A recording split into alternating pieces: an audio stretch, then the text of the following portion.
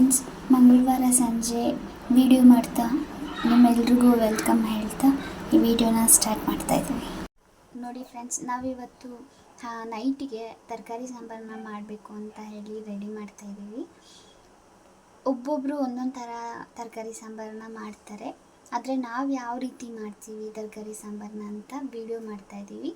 ಇದನ್ನು ನೀವು ಟ್ರೈ ಮಾಡಿ ಅಂತ ಹೇಳ್ತಾ, ಹೇಗಿತ್ತು ಟ್ರೈ ಮಾಡಿ ಹೇಗಿತ್ತು ಅಂತ ಕಮೆಂಟ್ಸ್ ಮಾಡಿ ಅಂತ ಕೇಳ್ಕೊಳ್ತೀನಿ. ಈಗ ನಾನು ಕುಕ್ಕರಲ್ಲಿ ತೊಗರಿಬೇಳೆ ಮತ್ತು ಟೊಮೆಟೊನ ಹಾಕ್ಕೊಂಡಿದ್ದೀನಿ. ತೊಗರಿಬೇಳೆ ಯಾವ ರೀತಿ ಹಾಕ್ಕೊಂಡಿದ್ದೀವಿ ಅಂತಂದರೆ, ಮನೆಯಲ್ಲಿ ಎಷ್ಟು ಜನ ಇದ್ದಾರೋ ಅದ್ರ ಮೇಲೆ ಡಿಪೆಂಡು. ಅಂದರೆ ಯಾವ ಮೆಷರ್ಮೆಂಟು ಇಲ್ಲ, ಏನೂ ಇಲ್ಲ, ಅಂದಾಜು ಮೇಲೆ ಮನೇಲಿ ಎಷ್ಟು ಜನ ಇರ್ತಾರೋ ಅಷ್ಟು ಜನಕ್ಕೆ ತಕ್ಕವಾಗಿ ನಾವು ತೊಗರಿಬೇಳೆನ ಹಾಕ್ಕೊಂಡಿದ್ದೀವಿ. ಮತ್ತು 3 ಟೊಮೆಟೊನ ಕುಕ್ಕರಲ್ಲಿ ಹಾಕ್ಕೊಂಡು 3 ವಿಷಲ್ ಬರೋ ಥರ ಗ್ಯಾಸ್ ಮೇಲೆ ಇಟ್ಟು ಬೇಯಿಸಿದ್ದೀವಿ. ಈಗ ಈ ಕಡೆ ತಪ್ಪಲೆನಲ್ಲಿ ಮಿಕ್ಸ್ ತರಕಾರಿನ ಹಾಕ್ಕೊಂಡು ಬೇಯಿಸ್ಕೊಳ್ತಾ ಇದ್ದೀವಿ. ಈಗ 3 ವಿಷಿಲ್ಗೆ ನಾವು ಬೇಳೆ ಮತ್ತು ಟೊಮೆಟೊನ ಬೇಯಿಸ್ಕೊಂಡಿದ್ದೀವಿ ಫ್ರೆಂಡ್ಸ್. ಈಗ ಇದಕ್ಕೆ ಸಾಂಬಾರು ಪುಡಿನ 3 ಸ್ಪೂನ್ ಸಾಂಬಾರು ಪೌಡರ್ನ ಹಾಕ್ಕೊಳ್ತಾ ಇದ್ದೀವಿ. ಇದನ್ನು ಈ ರೀತಿ ಸ್ಮ್ಯಾಶ್ ಮಾಡ್ಕೊಳ್ತಾ ಇದ್ದೀವಿ.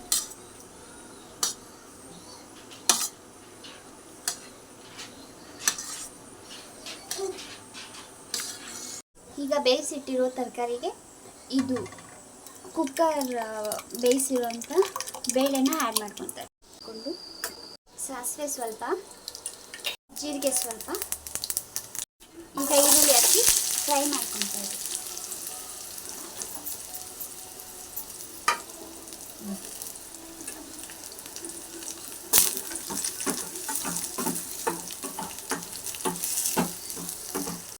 ಈಗ ರೆಡಿ ಮಾಡ್ಕೊಂಡಿದ್ವಲ್ಲ ಆ ಸಾಂಬಾರಿಗೆ ಒಗ್ಗರಣೆನ ಮಿಕ್ಸ್ ಮಾಡ್ಕೊತಾ ಇದ್ದೀವಿ.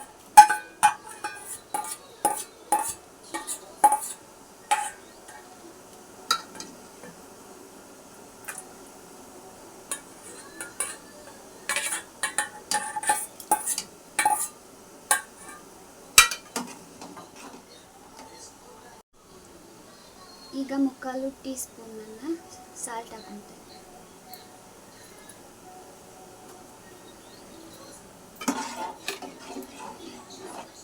ಈ ರೀತಿ ಚೆನ್ನಾಗಿ ಮಿಕ್ಸ್ ಮಾಡ್ಕೋಬೇಕು. ಈಗ ಇದನ್ನು 5 ನಿಮಿಷ ಕುದಿಯೋದಕ್ಕೆ ಬಿಡಬೇಕು. ಕುದೀತಾ ಇದೆ ಸಾಂಬಾರು.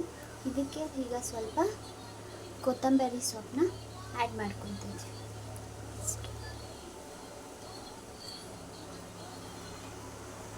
ಈಗ ಸಾಂಬಾರು ರೆಡಿ ಆಗಿದೆ ಫ್ರೆಂಡ್ಸ್. ಇನ್ನೂ ಯಾರ್ಯಾರೆಲ್ಲ ನಮ್ಮ ಚಾನಲ್ಗೆ ಸಬ್ಸ್ಕ್ರೈಬ್ ಆಗಿಲ್ಲ ಸಬ್ಸ್ಕ್ರೈಬ್ ಮಾಡಿ, ಲೈಕ್ ಮಾಡಿ ಮತ್ತು ಶೇರ್ ಮಾಡಿ, ಮತ್ತು ಇದು ಹೇಗಿತ್ತು ಅಂತ ಹೇಳಿ ಕಮೆಂಟ್ ಮಾಡಿ. ಈ ವಿಡಿಯೋನ ಇವತ್ತಿಗೆ ಇಲ್ಲಿಗೆ ಎಂಡ್ ಮಾಡ್ತಾಯಿದ್ದೀನಿ. Thank you.